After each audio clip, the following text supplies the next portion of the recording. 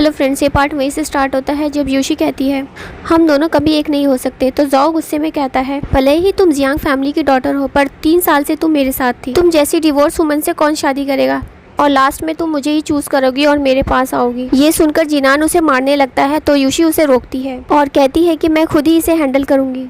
और फिर वो जाओ से कहती है किसने कहा एक लड़की अपनी लाइफ में सिर्फ एक ही लड़के से शादी कर सकती है। इस ओल्ड कॉन्सेप्ट से मुझे मैनिपुलेट करने की कोशिश मत करो। और वो वहाँ सभी पर गुस्सा करती है कि जब तुम सबको पता चला कि मैं एक डिवोर्स वुमन हूँ तो तुम लोगों ने मुझे बहुत ह्यूमिलेट किया है।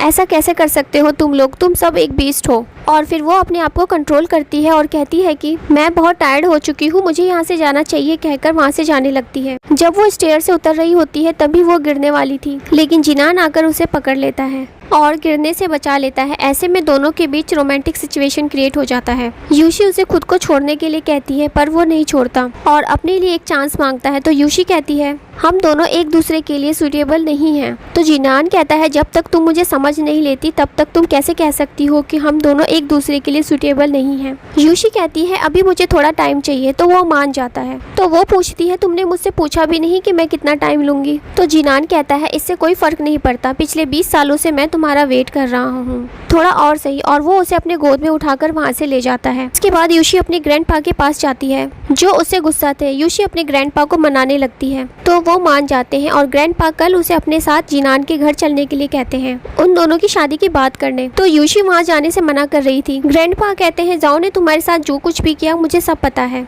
और तुमने जो मिस्टेक किया था उससे तुम्हें ये तो समझ में आ गया होगा कि कौन तुम्हारे लिए अच्छा है। मुझे पता है जिनान तुम्हें लाइक करता है और तुम भी उसे लाइक करती हो ना।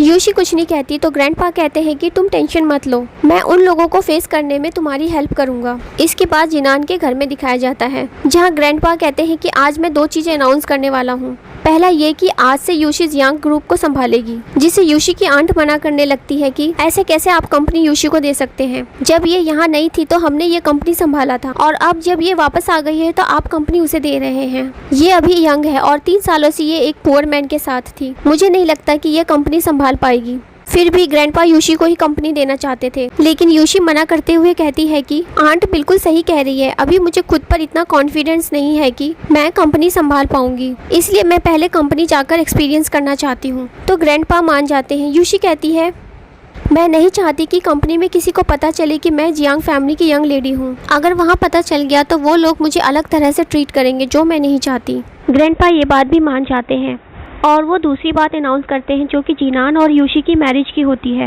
ये सुनकर यूशी शॉक्ड हो जाती है। ग्रैंडपा कहते हैं इन दोनों का एंगेजमेंट बहुत जल्द कर देंगे। इस बारे में मैंने जिनान के पेरेंट्स से भी बात कर ली है, और वो जिनान से पूछते हैं कि वो इस शादी के बारे में क्या सोचता है। तो वो कहता है आपको तो पता है मैं यूशी के बारे में क्या फील करता हूँ। पहले मैं उसे प्रोटेक्ट नहीं कर पाया, पर अब मैं उसे अच्छे से प्रोटेक्ट करूंगा। ग्रैंडपा कहते हैं आज से यूशी की रिस्पॉन्सिबिलिटी तुम्हारी है, उसे अच्छे से ट्रीट करना। जिनान हाँ कहता है और फिर वो यूशी के पास जाता है और उससे एक चांस मांगता है। यूशी कुछ नहीं कहती तो ग्रैंडपा उसे टीज करते हुए कहते हैं देखो तो इसके गाल भी रेड हो गए हैं। यूशी ब्लश करने लगती है और कहती है ग्रैंडपा आप ये कैसी बात कर रहे हैं। फिर ग्रैंडपा ये अनाउंस करते हैं कि यूशी कंपनी में ट्रेनिंग खत्म करने के बाद जिनान के साथ उसकी मैरिज होगी, और वो यूशी से पूछते हैं तो वो कहती है आप जो डिसाइड करोगे मैं वही करूंगी। ये कहकर वहाँ से चली जाती है। ग्रैंडपा जिनान को ये कहकर पीछे भेज देते हैं कि जाओ अपनी फियांसी को चेज करो, तो वो यूशी के पीछे चला जाता है। इसके बाद जिनान को देखते हैं जो अपने ऑफिस में काम कर रहा होता है। तभी उसका असिस्टेंट बताता है कि यूशी टाइंशन कंपनी में इंटरव्यू देने गई है, और वो पूछता है वो अपनी आइडेंटिटी क्यों छुपा कर गई है। तो जिनान कहता है कि वो अपनी फैमिली मेंबर्स के सामने अपने आप को प्रूफ करना चाहती है, और असिस्टेंट से कहता है कि जाकर वहाँ पर इन्फॉर्म कर दो कि वहाँ उसे कोई बुली ना करे। इसके बाद यूशी को देखते हैं जो अपना इंटरव्यू देने के लिए जा रही होती है, लेकिन तभी रास्ते में एक कार से उसका एक्सीडेंट हो जाता है और यहाँ पर यह पार्ट खत्म हो जाता है।